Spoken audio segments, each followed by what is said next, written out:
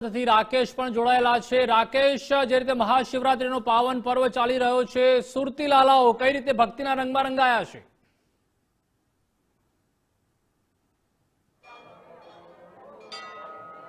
બિલકુલ, આજે મહાશિવરાત્રીનો પાવન પર્વ છે અને આ શિવરાત્રીની ઉત્સાહભેર રીતે ઉજવણી સુરતમાં જોવા મળી રહી છે। સુરતના જે અલગ અલગ શિવાલયોની અંદર સવારથી જ ભાવિક ભક્તોનું મહેરામણ છે તે ઉમટી પડ્યું છે। તેમાં પણ સુરતના અર્જનપાલ વિસ્તારમાં આવેલ 40 વર્ષથી પણ જે જૂનું જે પારદેશ્વર મહાદેવ મંદિર છે અને આ મંદિરની અંદર આજે જે મોડી સાંજે પણ ભક્તોનો અવિરત પ્રવાહ છે તે હાલ ચાલી આવ્યો છે। દેવાધિદેવ મહાદેવના દર્શન કરવા માટે ભક્તોનો રીસરનો ધસારો છે તે જોવા મળી રહ્યો છે। મહત્વનું છે કે અહીં 2351 કિલોનો જે પારદ શિવલિંગ છે જે અતિ મહત્વનો અને ભક્તોમાં એક આકર્ષણનું કેન્દ્ર રહે છે અને દર વર્ષે મહાશિવરાત્રીનો પાવન પર્વ હોય ત્યારે 2351ના પારદ શિવલિંગના દર્શન માટે અહીં ભાવિક ભક્તોનું આ પ્રમાણે મહેરામણ છે તે ઉમટી પડ્યું છે।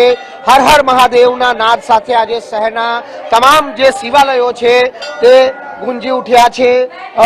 દેવાધિદેવ મહાદેવને બિલ્લીપત્રની સાથે જળાભિષેક અને દૂધનો અભિષેક છે તે અર્પણ કરવામાં આવી રહ્યો છે। પારદ શિવલિંગ બતાવવાનો પ્રયાસ કરીશું કે પારદ શિવલિંગની આ મંદિરની અંદર ઘણું મહત્વ છે અને ખાસ કરીને જ્યારે આજે સૌ ભાવિક ભક્તો જ્યારે શિવની ભક્તિમાં રંગાઈ ગયા છે ત્યારે શું કહેવું છે ભક્તોનું એ જાણવાનો પ્રયાસ કરીશું। આપનું નામ? રિદ્ધિ રાવલ। બેન, શું કહીશો આજનો આ દિવસ ભાવિક ભક્તો માટે કેટલો મહત્વ? ખૂબ મહત્વ રાખે છે। શિવજી આજે એમનું અવતરણ હતું લિંગ રૂપે, એટલે મતલબ ઘણા લોકોને એવું ખબર નથી, લોકો એમ સમજે છે કે શિવજીને આજે લગ્ન થયેલા, પણ લગ્ન એકચ્યુઅલ થયા જ નહોતા। આજે શિવ પ્રાગટ્ય દિવસ છે લિંગ સ્વરૂપે, તો એનું મહત્વ અતિ મહત્વ તમે જોઈ શકો છો। એ રીતે ઘણા ભાવિક ભક્તો આજે એટલી ભીડ ઉમડી છે, અમને બી આજે આ લાભો મળ્યો છે અને અમે અતિ આનંદિત। પારદ શિવલિંગ 2351 કિલોનો, શું ભક્તોમાં કેટલું આકર્ષણનું કેન્દ્ર હશે? બહુ રેર હોય છે, બધી જગ્યાએ પારદ શિવલિંગ હોતા નથી। કદાચ આ વિશ્વનું સૌથી મોટામાં મોટું પારદ શિવલિંગ છે, એટલે એનું મહત્વ એવું છે કે પારો તમને દરેક રીતે તમારી શારીરિક અને માનસિક શુદ્ધિ તમને આપે છે, એટલે એનું મહત્વ ઘણું છે। બિલકુલ, અહીં જે પારદ શિવલિંગ છે એ શિવલિંગનું ઘણું મહત્વ રહેલું છે અને તે જ કારણ છે કે એકમાત્ર આ શિવલિંગના દર્શન કરવાથી તન મન અને ધનની પ્રાપ્તિ થાય છે અને તેને લઈને આજે ભાવિક ભક્તો દેવાધિદેવ મહાદેવના જે મંદિરો છે એ મંદિરના અંદર નતમસ્તક કરી અને ભગવાનના દર્શન કરી અને ધન્યતા હાલ અનુભવી રહ્યા છે। તમામ જે સુરતના જે શિવાલયો છે તે રોશનીથી જગમગી ઉઠ્યા છે, ત્યારે અહીંના પૂજારી બટુકગીરી મહારાજ પણ અહીં ઉપસ્થિત છે। મહારાજ, શું કહેશો આજનો આ પાવન પર્વ મહાશિવરાત્રી?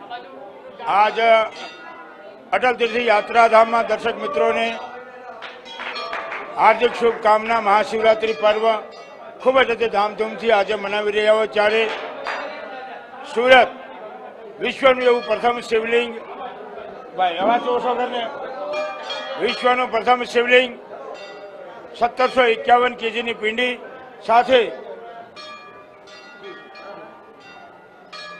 પાતાળની સાથે 45 ફૂટ તાંબાના તાર સાથે ટચ શિવની નાભી કહેવામાં આવે આવું અદ્વિતીય અને અલભ્ય શિવલિંગ આજે સુરતના આંગણે એક બિલીપત્રમ એક પુષ્પમ એક લોટા જલ કી ધાર વો દયાલુ રીઝ કે દેતે ચંદ્રમૌલી ફલચાર।